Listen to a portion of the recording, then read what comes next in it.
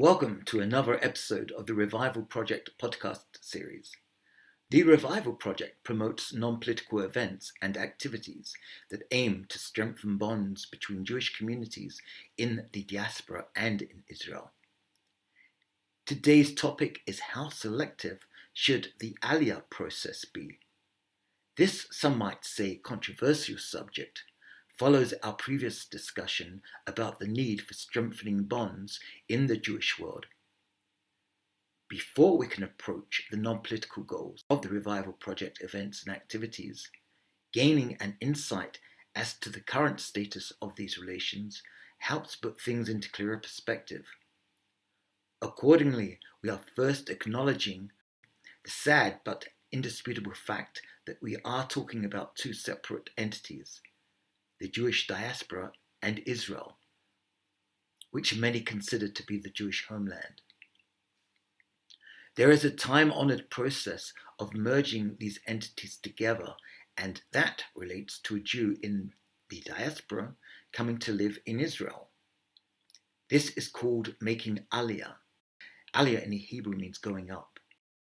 So if and when Jews in Israel get to decide who is eligible for making Aliyah, that alone might be considered something that serves to widen rather than strengthen bonds between the two entities in question. Now, I'm not advocating for a moment that we should have an open border policy. I do, however, question the dynamics it involves where we become the gatekeeper, effectively deciding who's going to live in Israel or not. So now I think it's time to get other views on this subject. My first guest on this show is the renowned presenter of the popular Aliyah Trail, broadcast many years now on Israel National News. Dr. Sam Minskoff, welcome and thank you for joining this special episode. Thank you, Dave. It's good to be here. Thank you very much for having me. My question to you is, should Jews with opposing political views to our own be discouraged from making Aliyah?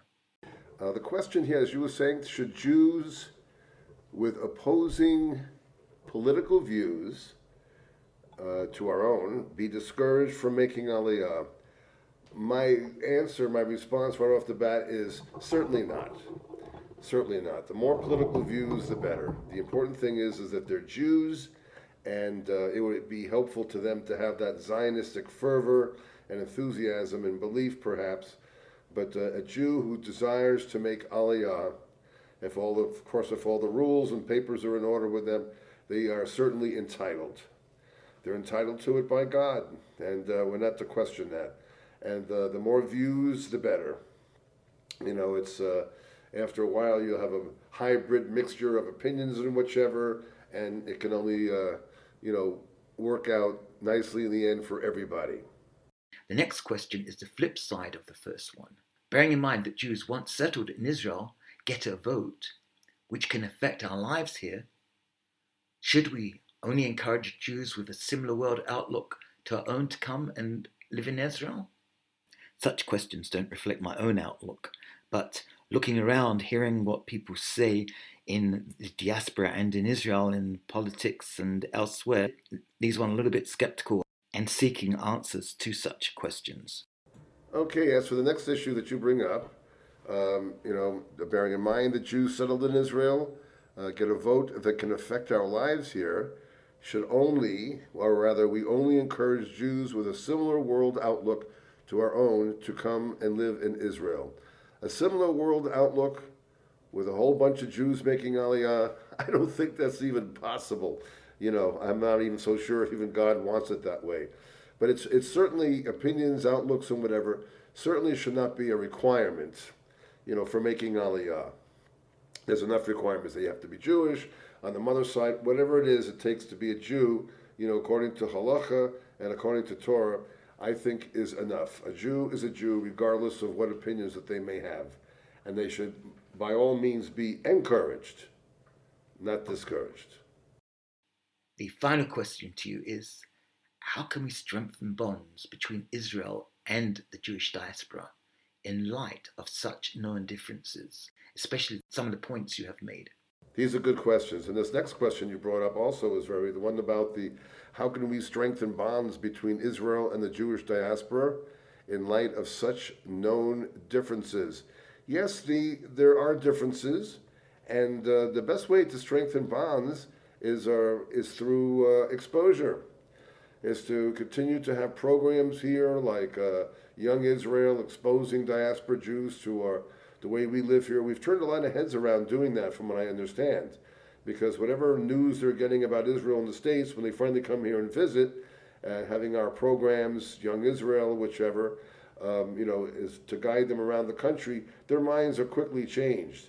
So yes, they need more information, a lot of more outreach, and that would be very helpful so they know what to do when they finally get here. They'll be more familiar, housing, how to make a living, and so forth. That would definitely make a big difference.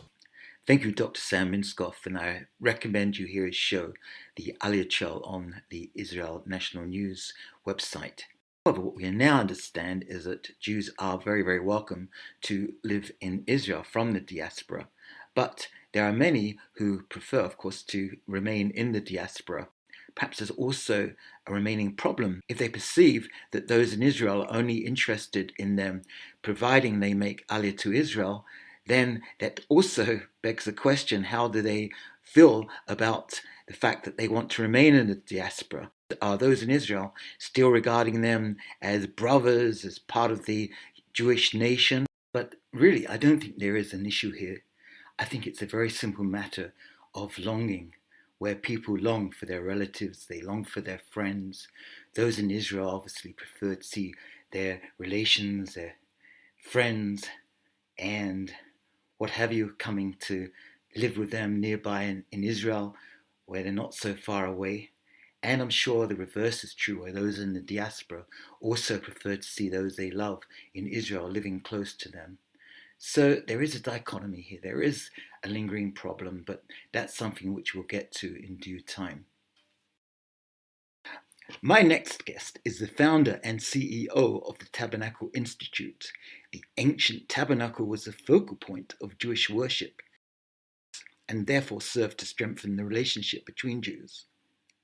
Ben Levine, welcome. So glad to be here. Many may not be aware of your dedicated work to expose the historic plight of Jews in Lithuania. I hear you have a book on this subject recently published, which we hope to talk about very soon. But first, I'd like to ask you a question, which is, to what extent do you think we are thickening a line between Jews in the diaspora and Israel through not only immigration policies, but our attitude towards immigrants coming in from the diaspora? And by this, I'm referring to the political taint which seems to follow successive coalition governments. Well, it's a great question, but I think before we answer what is happening now between diaspora Jews and Jews in Israel, I think we need to understand a little bit about what's been going on for the past 100 years to get a better feel for why there is this great split. Roughly 100 years ago, a lot of Jews started moving from Eastern Europe and Russia to the States. And then there was the first Aliyah in the late 19th century, early 20th century. Many Jews roughly at the same time started moving to Eretz Yisrael. These two groups have been developing very different self-identities over the past 100 years. The American group, by and large, have considered themselves as lucky they got to the shores of the land of the free, and they became very Americanized to the extent that they really thought of themselves as American Jews, not just Jews. And with the generations, there's been less and less emphasis on the Jewish part and more emphasis on the American part, with the assimilation and the intermarriage and all of the rest that goes along with that. Quite the opposite's happened in Israel. In Israel, the moment Jews set foot on this soil, they have been in a survival mode.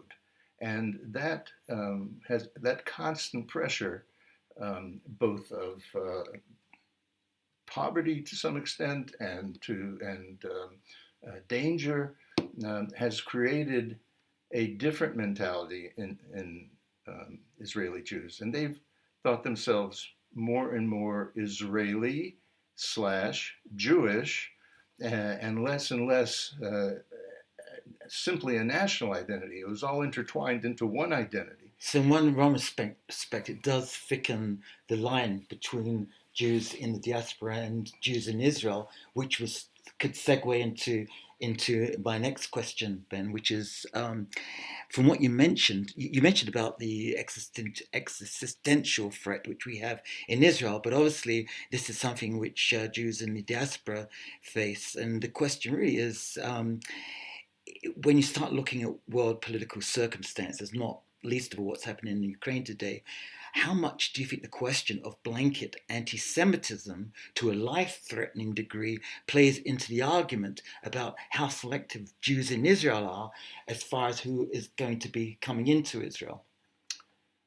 Well, let me go back to what you'd mentioned, that I'd written a book about Lithuanian Jewry in the first half of the 20th century. And an interesting phenomena took place there that is taking place in the diaspora today, and we'll explain better why we are where we are right now in terms of being selective and in terms of being more careful as to who comes in and who doesn't. And it's like this. In Lithuania, the same story could be told for other Eastern European countries, but my expertise is with Lithuania. In Lithuania, Jews lived there for 600 years as perfect citizens and with absolute rights and citizenship, exactly like they are right now in the U.S. and in Canada and in Europe, other parts of Europe.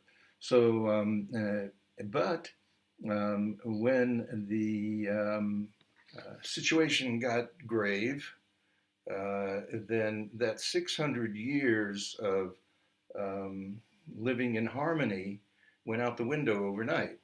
You may know that in Lithuania, in the first month of the German attack on Lithuania, first couple of months, that 90% of Lithuanian Jewry were murdered by Lithuanians, not by Germans.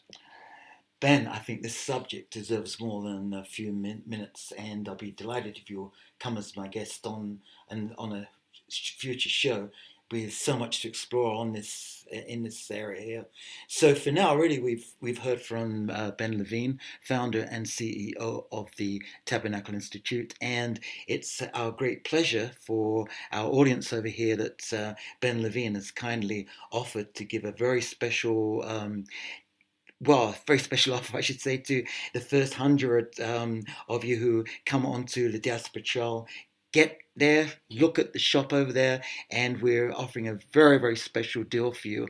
Thanks to Ben Levine's generosity. My pleasure. Well, that just about wraps it up for this week's show. And really, it'd be great to hear your comments, what your thoughts are. Should really Israel be very, very selective in terms of which countries immigrants come from? And they can actually be selective because, believe it or not, there are a lot of quotas involved with who comes in and how they come in, and these things are not so public as they should be.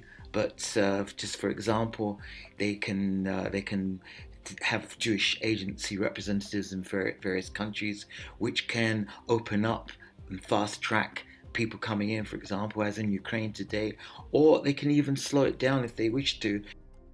God bless, be well, and look forward to speaking with you again soon. Stay on the trail, and we are getting it together.